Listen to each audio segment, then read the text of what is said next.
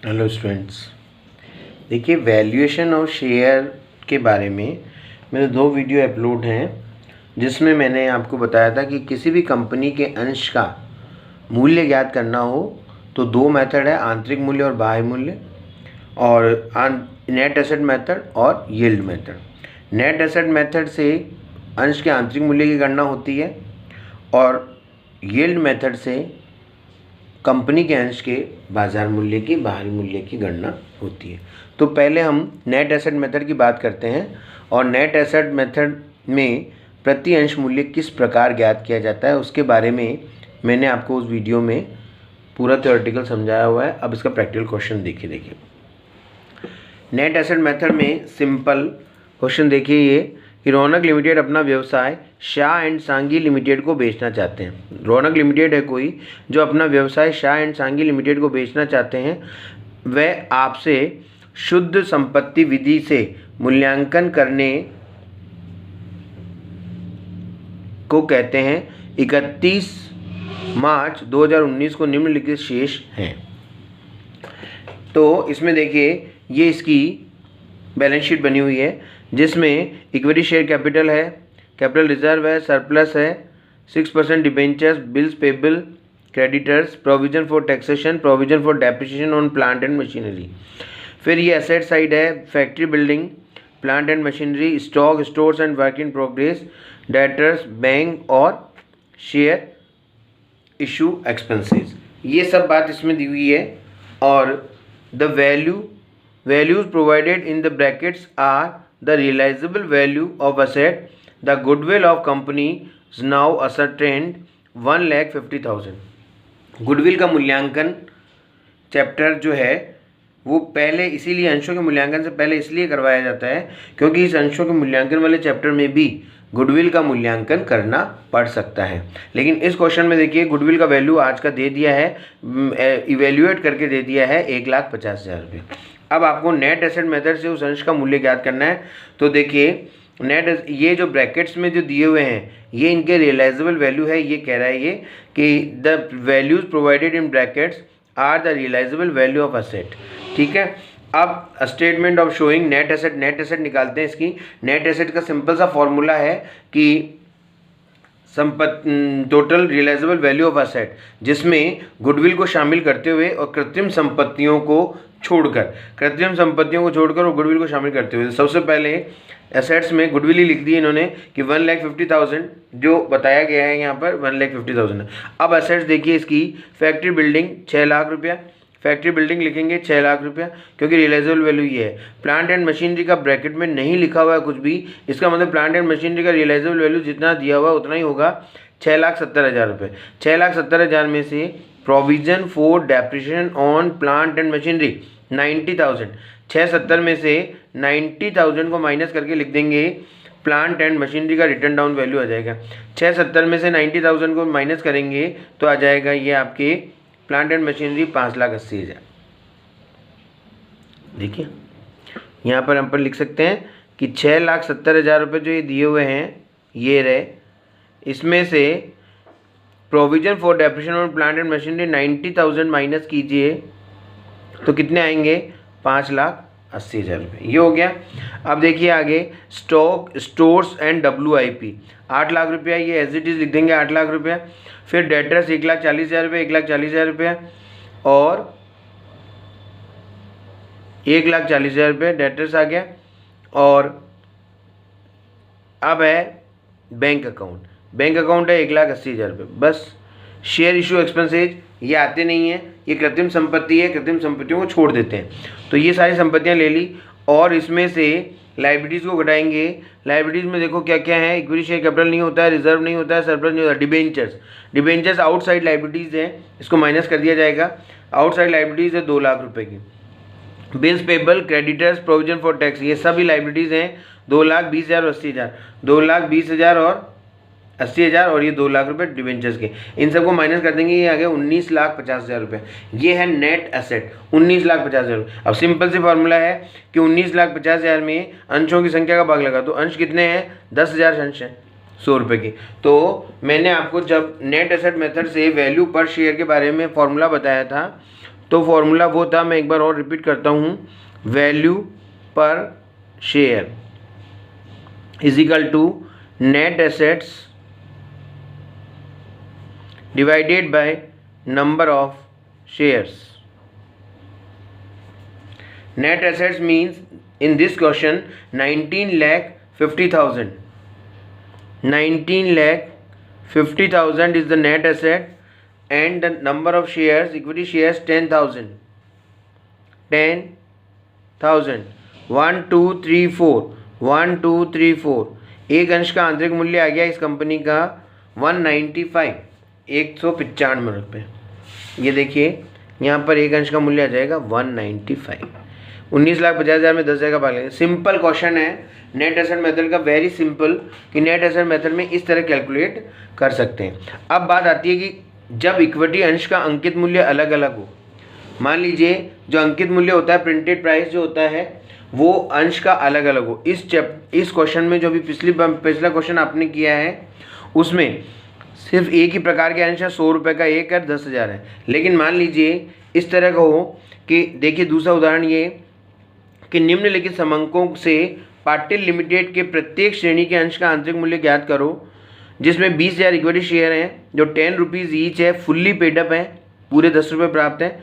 लेकिन बी हैं 40,000 equity shares of ₹8 each, fully paid up, और 40,000 equity shares of ₹6 each, fully paid up. ये 3 प्रकार के अंश उस कंपनी ने निर्गमित कर रखे हैं, जिनका कि पेडअप वैल्यू जो है वो तो जितना उनका अंकित मूल्य उतनी है पूरी, लेकिन उनका अंकित मूल्य ही अलग अलग है.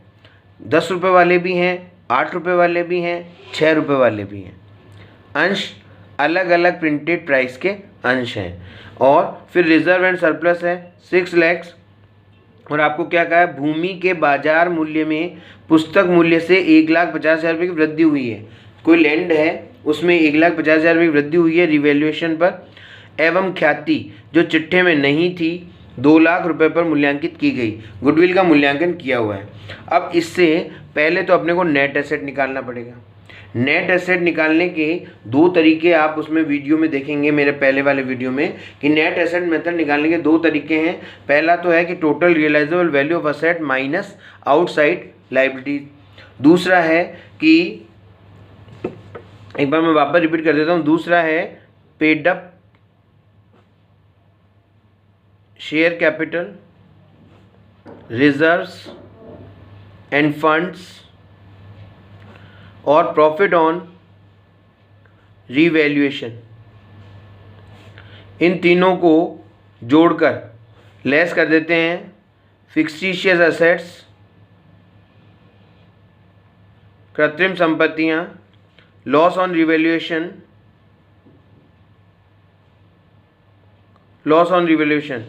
और ट्रेडिंग लॉसेज, मतलब P&L अकाउंट वो भी मान लीजिए लॉसेज, ट्रेडिंग लॉसेज. इन तीनों को जोड़कर अगर हम माइनस करते हैं तो वो नेट एसेट वैसे भी आ सकता है. तो there are 2 method to calculate the net asset. Simple. Number first, वापस रिपीट कर रहा हूँ, total realisable value of asset minus outside liabilities, जिससे हमने अभी ये क्वेश्चन पहला उदाहरण किया है. अब इस क्वेश्चन में आपको असेट्स के बारे में, फुल्ली असेट्स के बारे में कोई सूचना नहीं है, तो हमें ये दूसरा मेथड जो है, ये वाला अल्टरनेटिव मेथड जो है, ये अपनाना पड़ेगा नेट एसेट कैलकुलेट करने के लिए, जिसमें सबसे पहले क्या है, paid up share capital. Paid up share capital कितना है, ये है 20,000 शेयर्स, 10 रुपये का एक है, फुल्ली पेडअप है, तो 2 लाख रुपये हो गए. ये 40,000 इक्विटी शेयर्स हैं, 8 रुपये का एक है और 8 रुपये फुल्ली पेडअप है, तो ये 3,20,000 रुपये के हो गए. फिर 40,000 इक्विटी शेयर्स हैं, 6 रुपये के एक हैं, तो ये 2,40,000 रुपये के हो गए. फिर रिजर्व एंड फंड है 6 लाख रुपए की, ये हो गया. फिर रिवैल्यूएशन का प्रॉफिट, लैंड जो है भूमि के बाजार मूल्य में पुस्तक मूल्य से 1,50,000 रुपये की वृद्धि हुई है. ये क्या हुआ है, संपत्तियों में वृद्धि होना प्रॉफिट ऑन रिवैल्यूएशन कहलाता है. तो ये 1,50,000 रुपये वृद्धि हुई है, ये जुड़ेगा. और गुडविल 2 लाख रुपए है गुडविल, वो जुड़ेगी. ये सारे जुड़कर घटने का कोई आइटम इसमें है ही नहीं. जो लेस करते हैं हम कि फिक्स्ड एसेट्स लेस करते, लॉस ऑन रिवैल्यूएशन अगर कोई होता तो वो लेस करते, कोई ट्रेडिंग लॉसेज और होते तो उनको लेस करते, लेकिन इस क्वेश्चन में वो लॉस वाली बात कहीं पर भी नहीं है। तो ये टोटल जो है आगे वही आगे एसेट 17,10,000 रुपये। अब इस 17,10,000 रुपये को आप जब अलग अलग प्रिंटेड प्राइस के मूल्य शेयर होते हैं तो इस 17,10,000 को इस तरह बांट देंगे। 17,10,000 को अनुपातिक रूप से प्रोपोर्शनली बांट देंगे। प्रोपोर्शनली कैसे बांटेंगे कि कैटेगरी ए, बी और सी का पेड अप वैल्यू टोटल मिलाकर कितना है 2 लाख, 3 लाख 20,000, 2 लाख 40,000। तो 2 लाख, 3 लाख 20,000, 2 लाख 40,000, इनको अनुपात निकाल लेंगे 5:8:6। इसका मतलब ये हुआ कि ये जो नेट एसेट है इस नेट एसेट वैल्यू को 5:8:6 इसमें पहले डिवाइड कर देंगे कि ए कैटेगरी के हिस्से में कितना आता है, बी में कितना आएगा, सी में कितना आएगा। फिर अपनी अपनी कैटेगरी का हिस्सा जो आएगा उसमें अब उसी कैटेगरी के टोटल अंशों का भाग लगा देंगे। तो जैसे नेट एसेट आई 17,10,000, 17,10,000 को बांटेंगे तो ए कैटेगरी में, जैसे मैं एक उदाहरण बताऊँ आपको कि ए कैटेगरी में कितना आएगा, 17,10,000 जो है वो ए कैटेगरी के लिए कितना होगा, तो वो ए कैटेगरी के लिए होगा 17,10,000 का ए कैटेगरी के लिए होगा 5:8:6। तो 5/8 और 5 13 और 6 19, 5/19 वहाँ हिस्सा जो होगा वो ए कैटेगरी के लिए होगा 5/19। 17,10,000 का 5/19, तो 17,10,000 का 5/19 जो होगा वो हम अगर सॉल्व करते हैं तो देखिए 17,10,000 डिवाइडेड बाय 19 मल्टीप्लाइड बाई 5, 4,50,000 रुपये। देखिए 4,50,000, तो ये ए कैटेगरी में जो हिस्सा आ रहा है वो आ रहा है 4,50,000 रुपये। किसका? नेट एसेट का। तो ये 4,50,000 रुपये जो है इस 4,50,000 में अंशों की संख्या का भाग लगा देंगे। 4,50,000 में ए कैटेगरी के अंश कितने हैं? ए कैटेगरी के अंश है 20,000, 20,000 का भाग लगा देंगे, एक अंश का मूल्य आ जाएगा 1 2 3 4, 1 2 3 4, 22 रुपये 50 पैसा। इसी तरह बी कैटेगरी का कर लेंगे और इसी तरह सी कैटेगरी का कर लेंगे। बी कैटेगरी का वापस वही कि 17,10,000 रुपये जो है नेट एसेट, उसका कौन सा हिस्सा आएगा? 8/19। 8/19 जो है वो बी कैटेगरी का है और 17,10,000 का 6/19 जो है 17,10,000 का 6/19 जो है वो सी का हिस्सा है। यहाँ पर जो भी अमाउंट आएगा उसमें उसके रिलेटेड अंशों का भाग लगा देंगे कि बी कैटेगरी में यहाँ पर तो ये अमाउंट लिखा जाएगा, यहाँ पर ये अमाउंट लिखा जाएगा और नीचे क्या लिखा जाएगा? जितने शेयर हैं बी कैटेगरी के हैं 40,000, सी के भी 40,000। यहाँ भी नीचे 40,000 से डिवाइड करेंगे और यहाँ भी नीचे 40,000 रुपये से डिवाइड करेंगे। जो वैल्यू आएगा वो उस अंश का मूल्य होगा। तो इस तरह मैंने आपको अभी सिंपल नेट एसेट के बारे में बताया और जिसमें प्रिंटेड प्राइस अलग अलग रेट की होती है उनमें भी किस तरह निकालते हैं, वो किस तरह वैल्यू ऑफ शेयर निकालते हैं उसके बारे में बताया। Thank you.